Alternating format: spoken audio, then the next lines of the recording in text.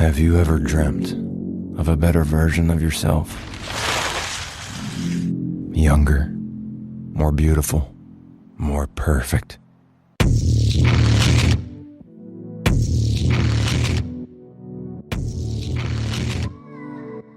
Hi, I'm Allison Hare, a former corporate executive turned coach and keynote speaker for women making big moves. And I'm on a mission. I'm on a mission to help you and me create more space and time and freedom and fulfillment in our busy lives. Welcome to the Late Learner Podcast, where here we are breaking convention. We are ditching the outdated norms that we have all been taught to live in, and we find more modern solutions that just plain work better for you. So what are we late learning today? Well, we are taking a decidedly hard left pivot, and we are doing a cultural deep dive into the new buzzy movie that everyone is talking about. Oh my God, The Substance. It is starring Demi Moore. You may have seen it. Margaret Qualley, Dennis Quaid, and it is directed and co-produced, written and directed by Coralie Fargeat. I'm not sure how you pronounce her name. It is French, but it is a beautiful Coralie Fargeat. Now, why am I talking about this? First of all, normally I do a lot of interviews and I talk about new ways of living life, right? Usually that break convention. And I have been thinking about some of these cultural things that are happening usually in pop culture that I feel like have such an important correlation to where we are as women today. And this just knocked me right out of my seat. And I realized I need to go deep in this. So I knew I wanted to go see the movie. Demi Moore is kind of doing the promotional rounds on it. And it is about an aging star, an aging actress who is trying to look perfect. I'll kind of go into that later. But I got an email from somebody, I'm on her list, and she was talking about going to see this movie that she was told you need to see The Substance in the movie theater in a packed theater. What? Not streaming at home, in a packed theater. And she said she saw it and she was shocked awake. So, wow. I immediately said, all right, cleared my calendar and I went and saw it. Now, before we jump in, I need to ask you, do you get my weekly newsletter? It's called the Reinvention Roadmap. It is a completely free way to go one-on-one with me. Every week, I'm sending you relatable insights, brave strategies, and clear action steps to help you get to your next best chapter. And it always ends with a little fun twist. So all you need to do is just go to AllisonHare.com/email and get on the list.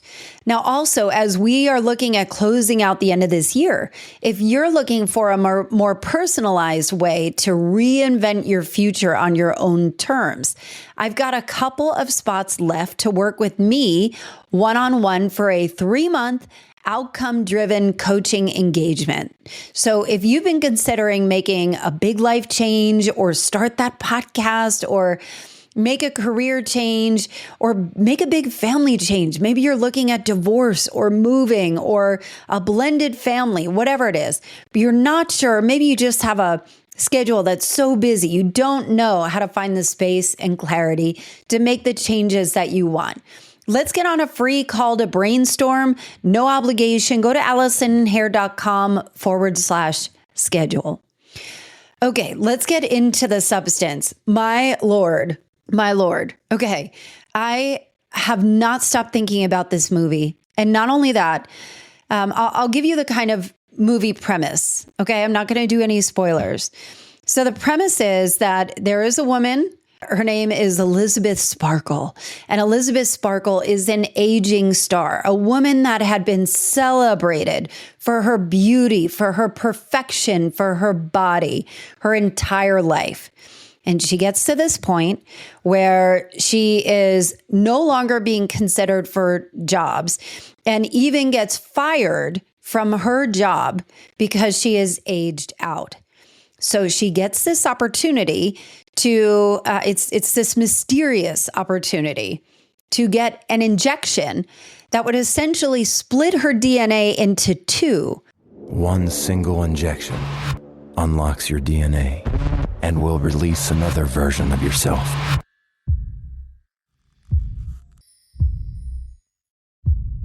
This is the substance. Essentially duplicate herself. And I'm using the words that they use in the movie. Younger version of herself, a more perfect version of herself. She, in a moment of weakness, decides is desperate and can't really figure out what it is. So she does it. And as you can imagine, the younger version and the older version live essentially two different lives, right? And so the agreement is that she lives in her, let's say, older body, her existing body for 7 days, and they have to do a body swap every 7 days. And then the younger one goes and moves around free, and then they switch every 7 days. And so this is told through the lens of Demi Moore's character. It is told through her lens as her inner battle, but also through the exaggerated view of the male gaze, the male's version of what perfection is, the male's version of a more beautiful, more perfect, younger self. And what I think is interesting about this, I didn't realize, and I'm not going to give any spoilers, but truly, I was not expecting what I saw. I don't think there's any way to prepare you for what you'll see. And what I didn't realize is that this is a genre called body horror. Body horror. Wow. This is not something I normally watch, but when I saw Demi Moore, somebody that I've grown up with and is so incredibly beautiful and perfect, truly, that I thought it was so interesting to cast a woman that you would look at, generally speaking, and say, oh my God, if I could only look like that at 61. She's beautiful. She has dark hair. I mean, they're probably extensions, probably dyed. She has clearly had work done, but it is such impeccable work that you can't really see other than maybe her lips, where it's pretty obvious. But she has this beautiful body. And what I think is so interesting about it, as I'm watching this, as it's unfolding, like the body horror part was so over the top, I was nauseous. Like I literally considered walking out. And I feel like, I don't know if I am not smart enough or sophisticated enough. And I often feel this way in a lot of movies, actually, unless it is like a romantic movie, in which I totally get, but like a movie that's like outside of a genre that I understand and outside of certain things, that I kept watching the movie going, I don't get it. I don't know that I get it yet. It's so gratuitous, the horror part. And the way they do this, which is so interesting, is they really use visuals. They use like the fisheye lens for certain things where they exaggerate a lot of the visuals. There isn't a lot of dialogue in this movie, but they turn up the sound effects. And you'll know, because people are talking about this all over the news, that the opening scene is her and Dennis Quaid. So Dennis Quaid is like the big movie or film producer that's essentially firing her. And he's disgusting. He's a scum, a misogynist, and he's eating shrimp. And it is the most disgusting, vile way to eat shrimp. And they said even in the filming that he must have eaten, I don't know, 4 pounds of shrimp that's like dipped in mayo. And you hear every single ugh. It's like the misophonia is so high. People always ask for something new. It's inevitable. At 50, well, it stops. The concept I kind of want to dig into, the themes of this, of like, All the male characters, like I said, there's not a ton of dialogue, but all the male characters are exaggerated versions of what male believes is beautiful, and essentially outsourcing your value to what they think. And so having this fisheye lens where Dennis Quaid's face is all blotchy, his teeth are all rotting, and just he's older and just laughing and eating disgustingly with food all over his face, and the sounds are so intense. And a lot of the scenes in this movie are of men where they are typically old white men, to have all the power, no consequences. So it's an interesting commentary because the movie holds back no subtlety whatsoever. And the message is so simple of it. And so, believe it or not, so I watched this movie. I'm absolutely horrified with what I saw. There was so much beauty in it. And the acting was unbelievable, but it was so gratuitous, the gore of it all, that I wanted to walk out. Like I went home, like, sure, I was going to barf. And the next day, even then, it took me like a day to recover, but I couldn't stop thinking about this. Now, the reason why this is so important to me is that many, many years ago, and I guess we all feel this way. We all feel this way of like the embedded programming and socialization over what is beautiful and the standards that a woman needs to keep to be able to be deemed valuable or attractive or viable in society, And I remember when I had my kids, I think it was when I had my first or second kid, I'm not sure which, but at the time I had no hobbies whatsoever. That'll come into play for a second. I had no hobbies. I would just work a lot. I had, newborn babies. And there was this show that came on. It was a reality show called Pretty Wicked Moms. So if you're in Atlanta, you may have recognized this. And I actually used to work with one of the cast members on Pretty Wicked Moms. So it was a reality show focusing on these fabulous mothers that, of course, have big personalities, clashing personalities. I don't even know what the point was, but it was like showcasing beautiful, fabulous looking moms. And then, of course, they get into catfights and whatever. So when I saw this show and I knew somebody on it, she was somebody I used to work with, and all these women were beautiful. And I remember looking at that. And one of them, her name is Emily Bolden. And she owned a shop called Swank here in Atlanta. And Swank was like this high-end boutique, very colorful, very fabulous. And I don't know what happened. I know this sounds like a weird rambling story, but just hear me out.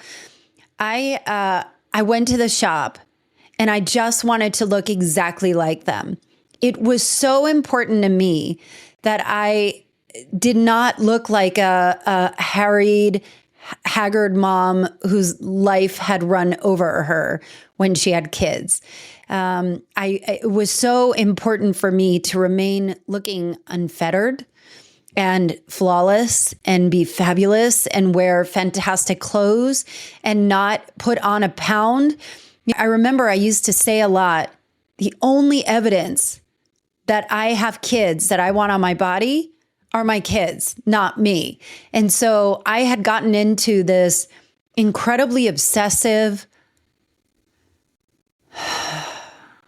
dysmorphic state where my pursuit of getting my pre-baby body back to not look unattractive, make sure I looked great from head to toe, was really overpowering and overwhelming. And it got to the point where I started to go see a trainer. I don't know that I've talked a lot. I know I've talked about like my bout with body dysmorphia and orthorexia and disordered eating and all of that. But I don't know that I ever went into the details. And at the time, I had gone to a trainer, and I don't think the trainer was very good. And I think she was kind of a new-ish trainer, but I'd never gone to a trainer before, like at the gym, regularly. And she would kind of do my intake measurements and stuff. And she took a BMI test. And at the time I was like 115 pounds. I really had no extra skin other than my little pooch. And I was really obsessed over my baby pooch and I wanted it gone. And she would say, you know, your BMI is higher than I would like. It was like 22 or 23, where I think 30 is obese. And something snapped where I was like, oh my God, I need to get this off. That I went into a full spiral of trainers, nutritionists, health coach, food plans, weighing everything I ate, tracking macros. I just went into this deep, dark obsession where I wasn't present for my kid. I was only worried about food prepping. And it just was a really intense time. You know, like I really struggled with orthorexia, which orthorexia is when you're overworking out, and disordered eating, that I was so afraid that if I ate one Dorito, it would just be the end of me and I would become this obese person. And at the time I was over 40 and I'd started a new job. I was working at Salesforce. And I remember thinking, all the people here are so much younger than me. How do I look as young as they are? Like the thought of me not being valuable because I looked old, or being passed over an opportunity because I didn't take care of myself or didn't shine. And if you know me, you know that I always wear bright colors, bright lipsticks. I love wearing bright, show-stopping clothes. And I think the reason for that is because I'm afraid if I dress in black like everybody else, I'll just fade into the background and I will not matter anymore. So watching a movie like this, and I went through a whole ordeal to overcome the disordered eating and body dysmorphia, and to the point where I have gotten a mommy makeover, which is like a tummy tuck and a breast augmentation. And it was horribly botched. It was horribly botched to the point that I had to get 3 surgeries to fix it. I mean, there really was a major cost. So talking about the substance and the thought of like aging. So now I'm almost 50. I'm going to be 50 at the end of this month. 50. And I have always wanted to fight turning 50, looking 50. Like I color my hair, I do Botox and fillers. I, try and keep my skin well and my nutrition good and keep up with my body. But so much of it has been through a lens of vanity. And even, you think about all this stuff like the aging in culture, like what is baked into our psyche is shave your legs, wearing makeup, dyeing your hair, whitening your teeth, wear lashes, or even mascara, everything to kind of enhance the desirability that comes along with youth in this culture. And we are in a youth obsessed culture, and I'm fighting it. Like I'm fighting wanting to appear younger, to not fade into the background. And there's something, this is kind of a sidebar, but it's kind of interesting. There's something called the morning shed. Have you guys heard of this? So the morning shed is this new trend where you go to bed and you put on a chin strap on your jaw, like to tighten your jaw. You put like the collagen eye masks under your eyes. You put a mask on your face, and you put like masks across your eyes. You put all kinds of stuff. So you essentially look like a post-operative patient who just had a facelift. But you do this every night, right? Go to sleep with all this crap on your face. And then you wake up in the morning shed, You take each of it off to reveal a beautiful, youthful, plump face. Oh, it's so crazy how far we've come, where I feel like we have come very far in terms of identifying how much we rely on our beauty and how much we continue to perpetuate this ideal of beauty that is all typically for the male gaze. So what do? I've kind of grappled a lot with aging. And I think about, like, I look at my skin and I desperately want to get like a lower facelift and a neck lift and just pull everything up so I don't have to worry about seeing myself age. And I was listening to a podcast this morning, and it was this woman that talks about how adventure is the key to aging. And she said something, and it really just stuck with me. And she said, I don't want to be younger. I want to embrace where I am and be proud of it. I don't want to feel younger. I want now to be my vibrance. And I think she's in her 60s. And I'm like, wow, I have never heard that. I have never heard age being celebrated other than you look so much younger, right? You appear so much younger. So, like, the redefinition of age is interesting. And back to the substance. The concept of the substance, and again, there are no spoilers here, but the concept is that these two, the younger version, the older version, they are one. That was the centralized message. But as you can imagine, the younger one wants to have a little more time. It's way more fun, right? As the younger one. And so she takes a little bit and it throws everything haywire. It throws everything off for the older version, but they are one. And so the thought is, like, us versus younger us. If we are one, why do we look at being younger as the real you? I wish I could get back to my pre-baby weight or my pre-baby bikini body.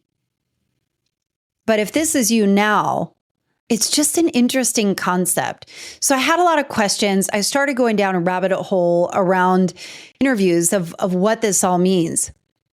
And one of them is that people would ask Coralie, the director, why did you cast Demi Moore? Demi Moore looks perfect. She doesn't look like me, right? She looks like, what's her problem? And she said, because it is the same no matter who you are. And it doesn't matter how beautiful or whatever, you're always looking for the younger version of yourself. And I just thought that was really interesting that it happens. But I think what Coralie kept talking about in these interviews is the concept of violence, the self-violence, the violence that goes on in our head. And she kept using the word violence. And I wondered, have you ever looked in the mirror and gotten really upset? And you may have seen or clips of Demi Moore putting on makeup. She looks perfect.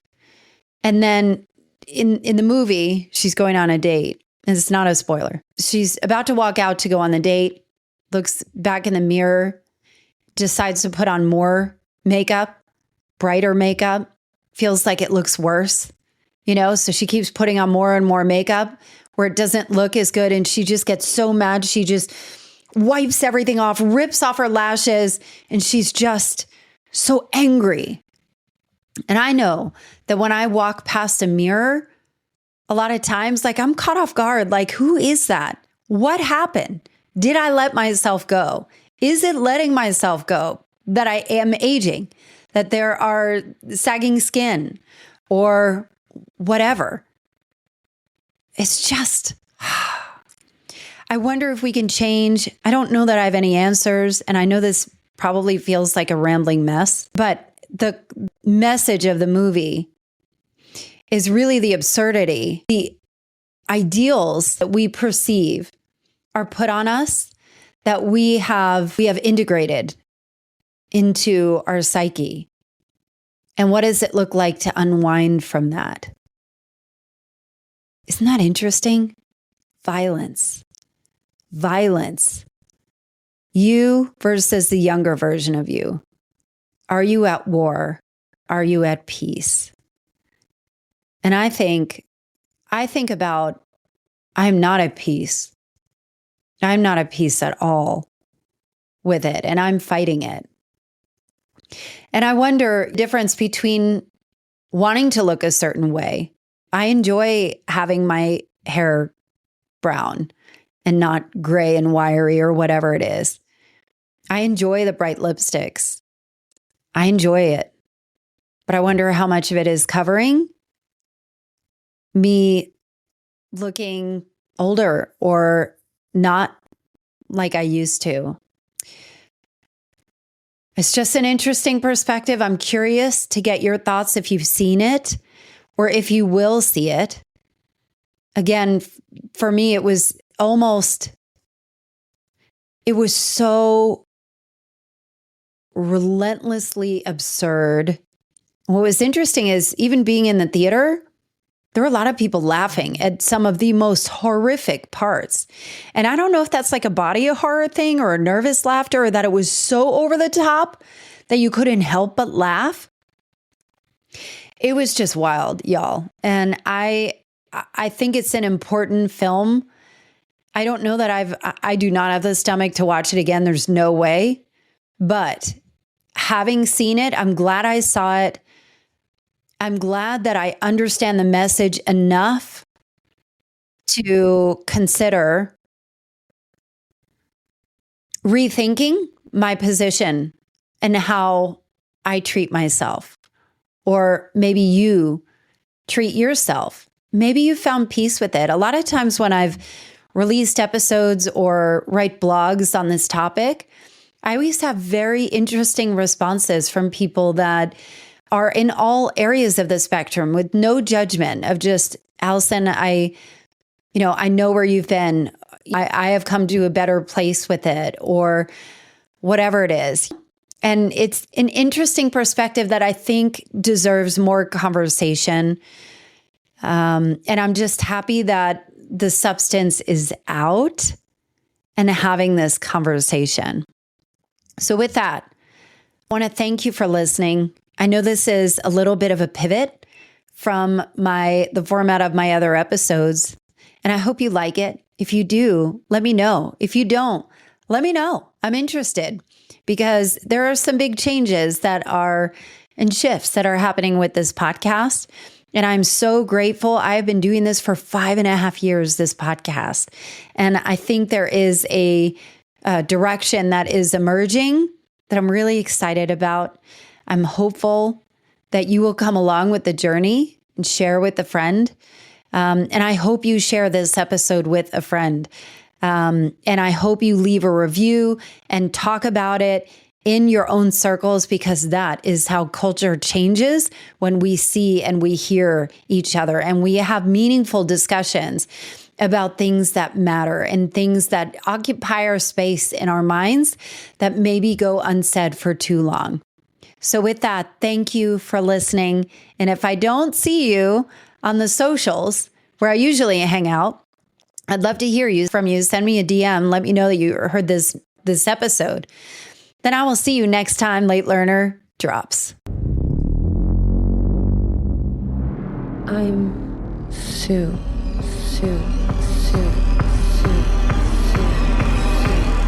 You're hired. Let's go.